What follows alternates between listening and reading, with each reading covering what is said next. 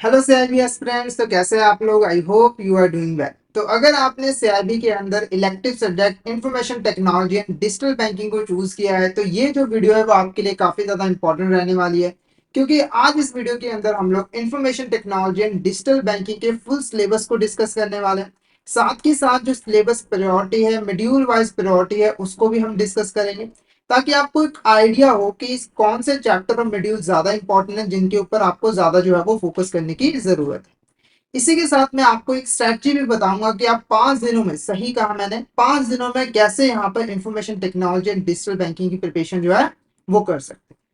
तो इस वीडियो को आपको शुरू से लेकर एंड तक जरूर देखना है अगर आप जानना चाहते हो कि इंफॉर्मेशन टेक्नोलॉजी का सिलेबस क्या है, सिलेबस प्रायोरिटी क्या है, मॉड्यूल वाइज प्रायोरिटी क्या है, और 5 दिनों में आप इसकी प्रिपरेशन कैसे जो है वो कर सकते हो। ठीक है, तो फटाफट से सेशन को बिना किसी देरी के यहाँ पर स्टार्ट करते हैं।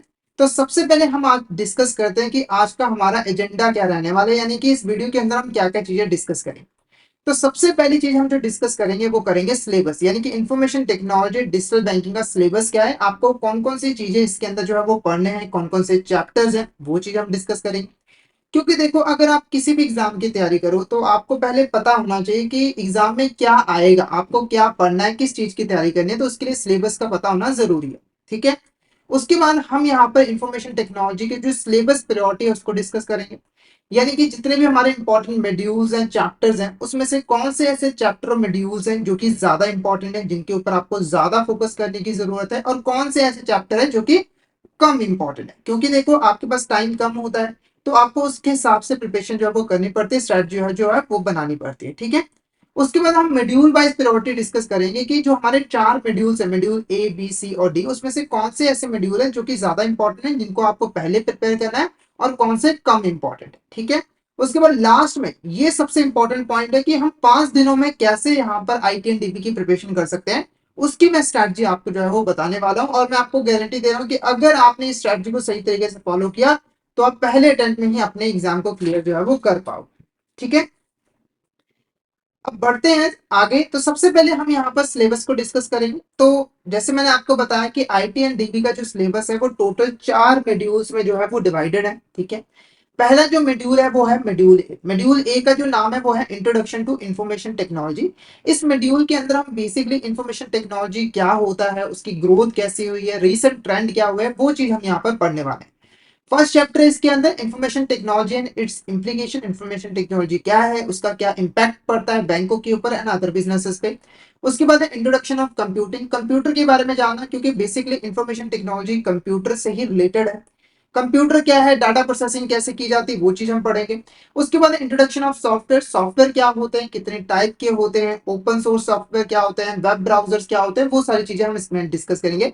फिर है नेटवर्किंग सिस्टम। नेटवर्किंग सिस्टम काफी इंपॉर्टेंट यहाँ पे चैप्टर जो है वो रहने वाला है। नेटवर्किंग सिस्टम के अंदर बेसिकली जो नेटवर्क्स हैं, जैसे कि वैन लैन, ये क्या होते हैं, वो चीज हम यहाँ पर पढ़ेंगे। कम्युनिकेशन कैसे की जाती है, सिक्योर तरीके से कैसे की जाती है, वो चीज डिस्कस जो है वो करेंगे। ठीक है, अब इनमें से अगर मैं इंपॉर्टेंट चैप्टर आपको बताऊं तो सबसे जो इंपॉर्टेंट चैप्टर है वो है नेटवर्किंग सिस्टम। और इसमें से केस स्टडी के आने के चांसेस काफी ज्यादा है। देखो, बेसिकली जो हमारा सीआईबी के जो पेपर्स है उसमें हमारे न्यूमेरिकल्स आते हैं, हमारे क्वेश्चन आते हैं और केस स्टडी आते हैं। तो अगर मैं केस स्टडी की बात करूं तो नेटवर्किंग सिस्टम एक ऐसा इकलौता चैप्टर है जिसमें से केस स्टडी आने के जो है वो चांसेस हैं। उसके बाद introduction to software, introduction to computing, ये भी हमारे इंपॉर्टेंट चैप्टर जो है वो है। उसके बाद है मॉड्यूल बी।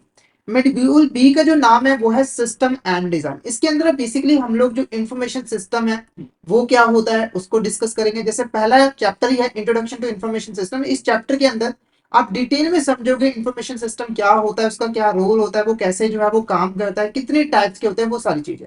उसके बाद है डाटा मैनेजमेंट सिस्टम।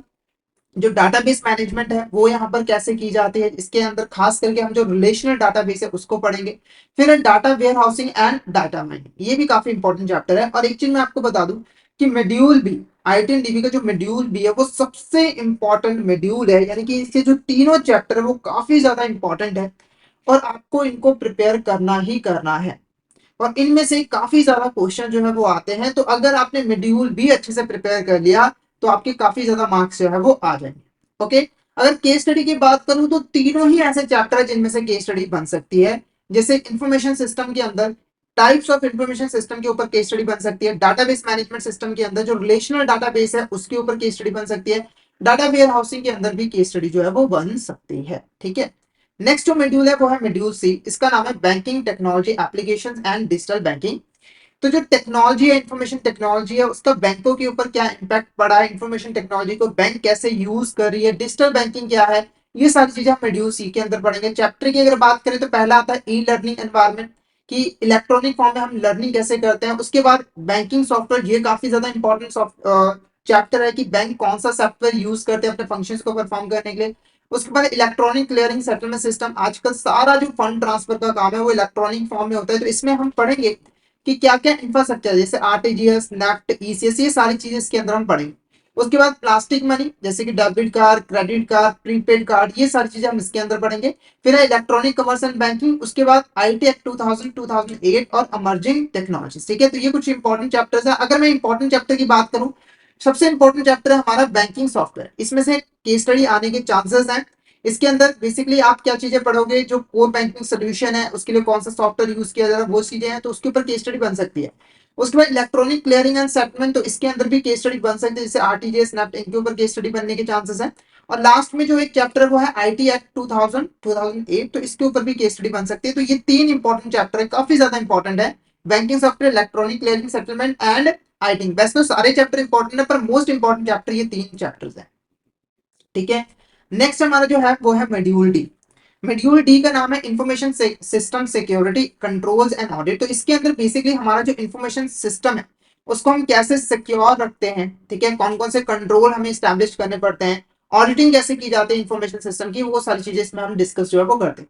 चैप्टर की बात करें, पहला चैप्टर है कंप्यूटर सिक्योरिटी, जिसके अंदर हम कंप्यूटर सिक्योरिटी के बारे में पढ़ेंगे कि हम कंप्यूटर सिस्टम को कैसे सिक्योर कर सकते हैं। इसके अंदर फिजिकल सिक्योरिटी, लॉजिकल सिक्योरिटी आ जाती है।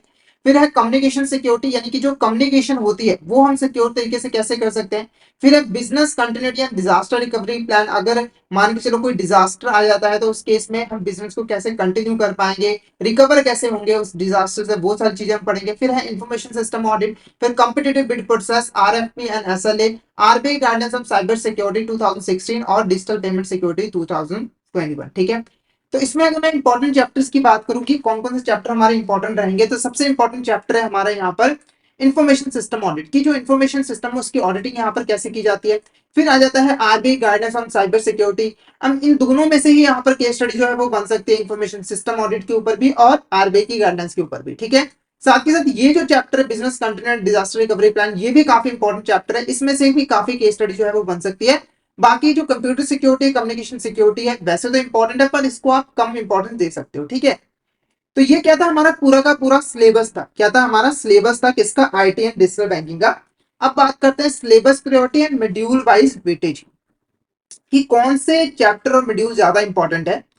तो अगर मैं सिलेबस प्रायोरिटी की बात करूं तो सबसे प्रायोरिटी में रखता हूं मैं मॉड्यूल बी। ये हमारे आईटी एंड डीबी का सबसे इंपॉर्टेंट मॉड्यूल है और इसमें से काफी क्वेश्चन जो है वो आते हैं, लगभग 30 से लेकर 35 मार्क्स का जो क्वेश्चन है वो हमारे मॉड्यूल बी से आता है।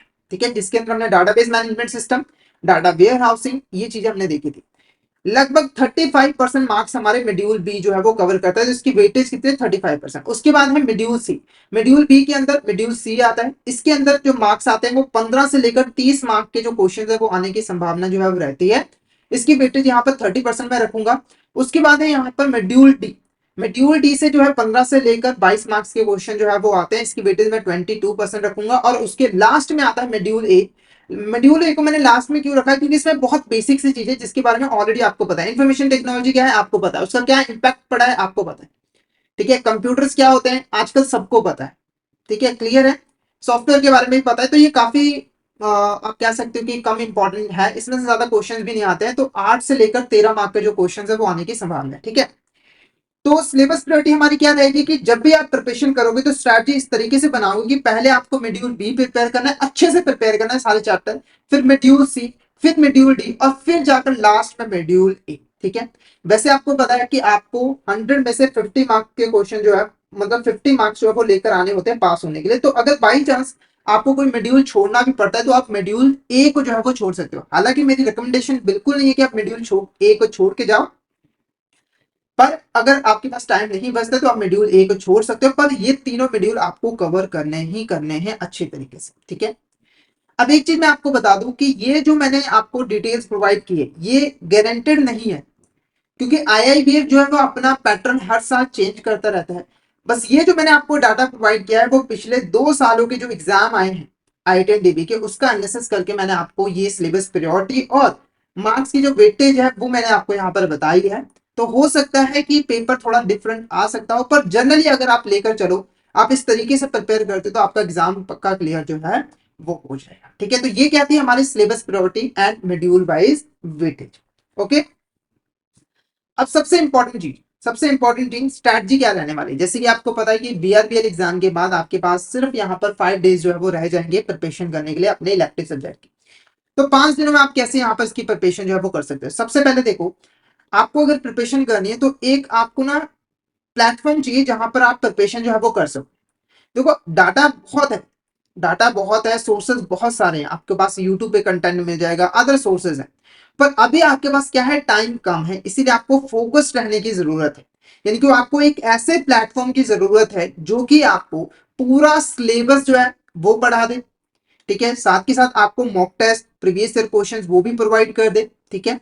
साथ के साथ जितना भी डेटा है वो हमारा अपडेटेड होना चाहिए, लेटेस्ट सिलेबस के अकॉर्डिंग होना चाहिए, ठीक है। तो यहाँ पर लर्निंग सेशन आपके लिए फुल कोर्स लेकर आया है आईटीएनडीबी का, जिसकी जो ड्यूरेशन है वो कितनी है, 16 आवर्स की। यानी कि आईटीएनडीबी का जो सिलेबस है वो लगभग हमने 16 घंटे में जो है वो कवर किया। और मैं आपको बता दूं कि ये जो सिलेबस है वो पूरे डिटेल्ड और कॉम्प्रिहेंसिव वे में कवर किया गया। यानी कि जो बुक में, आईआईबीएफ की जो बुक है उसमें जो जो चीजें हैं वो तो हमने इंक्लूड की है, साथ ही साथ जो अदर डाटा है वो भी हमने यहाँ पर इंक्लूड किया है जो कि important exam point of view से।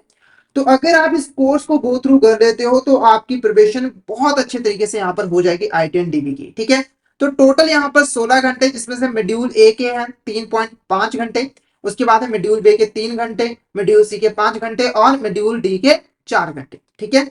अब आपको प्रिपरेशन कैसे करनी है, आपकी स्ट्रेटजी क्या रहेगी। सबसे पहले देखो 16 घंटे, ये जो 16 घंटे वो है 1x की स्पीड पे। पर जब आप प्रिपरेशन करोगे तो मेरी रिकमेंडेशन रहेगी कि आप 1.5x की स्पीड पे जो है वो वीडियोस को गो थ्रू करो। जब आप यहाँ पर 1.5x की स्पीड पे गो थ्रू करोगे तो 16 को अगर मैं 1.5 के साथ डिवाइड करूं तो ये बनता है 10.668, यानी कि सिर्फ 10, लगभग यहाँ पर 11 घंटे, 11 घंटे। और इसको मैं अगर 5 के साथ जो है वो डिवाइड करूं तो एक दिन के बने हमारे लगभग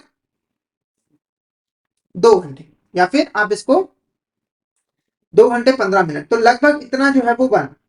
यानी कि हर दिन आपको 5 में से हर दिन आपको 2 घंटे 15 मिनट जो है वो यहाँ पर आईटीएनडीबी की प्रिपरेशन के लिए देने हैं, और जो कि बहुत ही कम है।